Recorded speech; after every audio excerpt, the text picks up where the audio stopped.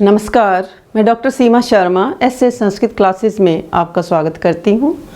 शब्दालंकार में एक और अलंकार करते हैं, वक्रोक्ति अलंकार। तो आचार्य मम्मट ने 6 शब्दालंकार माने हैं। वक्रोक्ति अप्पे अनुप्रासो यमकम श्लेष चित्र के पुनरुक्त वदा भाषा है शब्द अलंकृतस्तु षट्। तो इससे पहले रुद्रट ने 5 शब्दालंकार माने थे, परंतु जो आचार्य मम्मट हैं उन्होंने पुनरुक्त वदाभास को जोड़ करके 6 शब्दालंकार माने हैं। तो मम्मट आचार्य वक्रोक्ति का क्या लक्षण देते हैं कि यद उक्तम अन्यथा वाक्यम अन्यथा अन्येन योज्यते श्लेषेन काक्वा व गयो स वक्रोक्तिस् तथा द्विधा। अर्थात किसी एक के अभिप्राय वाले वाक्य की किसी के द्वारा दूसरे अभिप्राय में योजना, चाहे वो श्लेष के द्वारा हो या काकू अर्थात ध्वनि विकार के द्वारा हो, वहाँ वक्रोक्ति अलंकार होता है। यानी यदि कोई एक व्यक्ति किसी वाक्य का किसी एक अर्थ में प्रयोग करता है और दूसरा व्यक्ति उस वाक्य की दूसरे ही अर्थ में योजना कर लेता है, तो वहाँ पर वक्रोक्ति अलंकार होता है। और इसी आधार पर वक्रोक्ति अलंकार के 2 भेद माने गए हैं, श्लेष वक्रोक्ति और काकू वक्रोक्ति। तो इसके आधार पर इसके 2 भेद माने गए हैं, श्लेष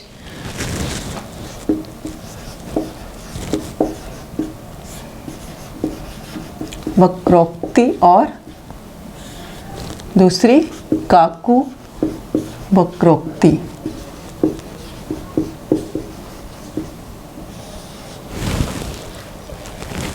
दूसरी काकू वक्रोक्ति। वक्रोक्ति के 2 भेद बताए हैं, श्लेष वक्रोक्ति और काकू वक्रोक्ति। अब श्लेष अलंकार हम कर चुके हैं, जब मैंने अलंकार आपको करवाए थे तो उसमें श्लेष अलंकार भी किया था। तो श्लेष की क्या परिभाषा थी कि श्लिष्ट पदों से अनेक अर्थों का अभिधान श्लेष कहलाता है। तो यहाँ पर श्लेष के भी 2 भेद हैं, सभंग श्लेष और अभंग श्लेष। तो वक्रोक्ति के 2 भेद हो गए, सभंग श्लेष वक्रोक्ति और अभंग श्लेष वक्रोक्ति। तो सभंग श्लेष वक्रोक्ति का उदाहरण करते हैं हम। नारीणाम अनुकूलताम आचरसि चेत जानासि कह चेतनो वामानाम प्रियम अदधाति हितकृत न एव अबलानाम भवान युक्तम किम हितकर्तनम ननु बल अभाव प्रसिद्ध आत्मनः समर्थ्यम भवते पुरंदर मत छेदम विधातुम कुतः। सभंग श्लेष वक्रोक्ति के द्वारा कि यदि तुम नारियों के अनुकूल चलते हो तो तब तो सचमुच ज्ञानवान हो। तो यहाँ वक्ता क्या कहता है इस श्लोक के माध्यम से कि यदि तुम नारियों के अनुकूल चलते हो तब तो सचमुच ज्ञानवान हो। और श्रोता क्या कहता है, नारियों का, नारीणाम इस शब्द का आर्यों का नहीं, यह अर्थ लगाकर उत्तर देता है कि कौन ज्ञानवान व्यक्ति वामों यानी विपरीत आचरण करने वाले शत्रुओं का हित कर सकता है। फिर वक्ता क्या कहता है, तो आप अबलाओं के हितकारी नहीं हैं। तो श्रोता फिर क्या जवाब देता है, अबला रूप से प्रसिद्ध स्त्रीजन का अहित आचरण भी किसी के लिए कभी अच्छा हो सकता है क्या? वक्ता, तुम में क्या इतनी शक्ति है बल नामक असुर का विनाश करने वाले इंद्र के मत को काट सको। तो यहाँ पर श्रोता क्या कहता है कि अबला रूप से प्रसिद्ध स्त्रीजन का अहित आचरण भी किसी के लिए कभी अच्छा हो सकता है। फिर वक्ता क्या जवाब देता है कि तुम में क्या इतनी शक्ति है कि बल नामक असुर का विनाश करने वाले इंद्र के मत को काट सको। तो यहाँ पर एक व्यक्ति जो कुछ करता है, दूसरा व्यक्ति उसका भिन्न अर्थ लेकर उत्तर देता है। तो यहाँ पर नारी नाम, वामा नाम, हितकृत, अबला नाम इन शब्दों का दूसरा अर्थ लेकर उत्तर दिया गया है। अतः ये सभंग श्लेष वक्रोक्ति का उदाहरण है। तो सभंग श्लेष वक्रोक्ति, तो यहाँ पर क्या है कि एक व्यक्ति जो कुछ करता है दूसरा व्यक्ति उसका भिन्न अर्थ लेकर उत्तर देता है।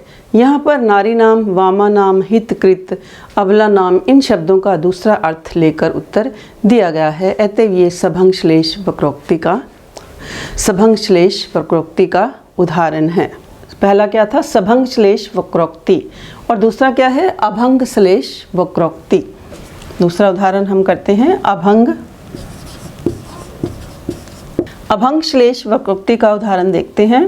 अहो केन ईदृशी बुद्धि दारुणा तव निर्मिता त्रिगुणा श्रूयते बुद्धि न तो दारुमयी क्वचित। तो यहाँ पर क्या कहता है वक्ता कि यह किसने तुम्हारी बुद्धि दारुण, यहाँ दारुण शब्द के दो अर्थ ले लिए, क्रूर और लकड़ी। एक पक्ष में क्या है, क्रूर, कि यह किसने तुम्हारी बुद्धि दारुण बनाई, दारुण की बनाई है। श्रोता क्या जवाब देता है कि बुद्धि 3 गुणों वाली होती है अथवा सुनी जाती है, कहीं लकड़ी की बनी हुई नहीं सुनी जाती। तो श्रोता क्या जवाब देता है कि दारुण कि बुद्धि जो है, श्रोता क्या कहता है कि बुद्धि 3 गुणों वाली होती है अथवा सुनी जाती है, कहीं लकड़ी की बनी नहीं सुनी जाती। तो यहाँ वक्ता ने क्या कहा कि तुम्हारी ये दारुण अर्थात क्रूर बुद्धि किसने बनाई, किंतु श्रोता ने दूसरा अर्थ ले लिया कि यह तुम्हारी बुद्धि लकड़ी से किसने बनाई। इस अर्थ को लेकर वह उत्तर दे रहा है, यानी बुद्धि सांख्य दर्शन के अनुसार सत्व रज तम इन 3 गुणों से सुनी जाती है, लकड़ी की बनी हुई तो कभी सुनी ही नहीं। अतः यहाँ दोनों अर्थों में दारुणा पद का भंग नहीं किया गया। इस प्रकार ये अभंग श्लेष वक्रोक्ति का उदाहरण है। तो यह दोनों ही पक्ष में क्या है कि जो दारुणा पद है उसको तोड़ा नहीं गया, उसको भंग नहीं किया गया। अतः ये अभंग श्लेष वक्रोक्ति का उदाहरण है। तो वक्रोक्ति का दूसरा उदाहरण देते हैं। वक्रोक्ति काकू वक्रोक्ति का उदाहरण देखते हैं। मम्मटाचार्य काकू वक्रोक्ति का उदाहरण देते हैं। गुरुजन परतंत्रतया दूरतरम देशम उद्धितो गंतुम अलिकुल कोकिल ललिते निश्यति सखी सुरभि समय असौ। तो यहाँ यदि मेरे आप चैनल पर नए हैं तो लाइक करें, ऐसे संस्कृत चैनल को लाइक करें, सब्सक्राइब करें और साथियों में शेयर ज़रूर करें। यदि आप कुछ सर्च करना चाहते हैं तो टॉपिक लिखने के बाद ऐसे संस्कृत लिखें तो निश्चित रूप से वह टॉपिक सारा आपके सामने आ जाएगा और आप वीडियो को अच्छी प्रकार से देख सकते हैं। तो हम सारे अलंकार हम कर रहे हैं। तो अलंकार यदि आप अच्छे तरीके से अलंकार करना चाहते हैं तो एक नोटबुक के ऊपर सारे अलंकार का लक्षण आप नोट कर लीजिए, क्योंकि पेपर में, नेट के पेपर में देख रही थी तो नेट के पेपर में इसी तरीके से ही क्वेश्चन जो हैं पूछे जाते हैं। तो आप परिभाषा मम्मट के अनुसार अच्छे प्रकार से याद कर लें।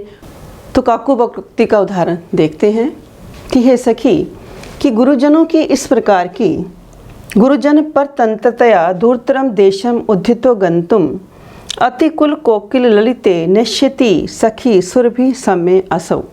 तो एक सखी क्या कहती है कि हे सखी कि गुरुजनों की पराधीनता से वह दूरतर देश को जाने के लिए उद्धित हो गया।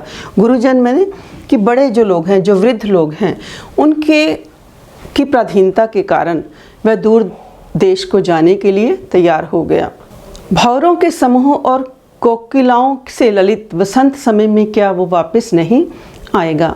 तो यहाँ पर नायिका ने बिना किसी काकू के नश्यति पद का प्रयोग किया था, किंतु उसके सखी ने एक दूसरे ढंग से इसका उच्चारण कर इसका दूसरा ही अभिप्राय भला कैसे नहीं आएंगे इस प्रकार निकाल दिया। बिना किसी भी पद के भंग अथवा अभंग के ही केवल काकू ध्वनि विकार के कारण अर्थ कितना बदल दिया। यानी उसकी दूसरी जो सखी है, पहले तो वो जो एक सखी है वो क्या कहती है कि हे सखी कि गुरुजनों की पराधीनता के से वह दूर तक देश को जाने के लिए तैयार हो गया तथा भंवरों के समूह और कोकिलाओं से ललित वसंत समय में क्या वो वापस नहीं आएगा। तो यहाँ पर नायिका ने बिना किसी काकू के निश्यति पद का प्रयोग किया, जिसका अभिप्राय था कि वह नहीं आएंगे था, किंतु उसकी सखी ने एक दूसरे ढंग से ही इसका उच्चारण कर इसका दूसरा ही अर्थ निकाल दिया कि भला कैसे नहीं आएंगे, भला कैसे नहीं आएंगे, ये अर्थ कर दिया। तो बिना किसी भी पद के भंग अथवा अभंग के ही केवल काकू ध्वनि विकार के कारण इसका अर्थ कितना बदल गया। इस प्रकार इन तीनों उदाहरणों में कि श्लेष उदाहरण हमने देखे, सभंग श्लेष वक्रोक्ति और अभंग श्लेष वक्रोक्ति, और एक काकू वक्रोक्ति का उदाहरण हमने स्पष्ट किया। तो ये वक्रोक्ति शब्दालंकार है, क्योंकि यहाँ प्रयुक्त शब्दों के बदले यदि दूसरे शब्द रख दिए जाएं तो उक्ति वक्रता ही नष्ट हो जाएगी।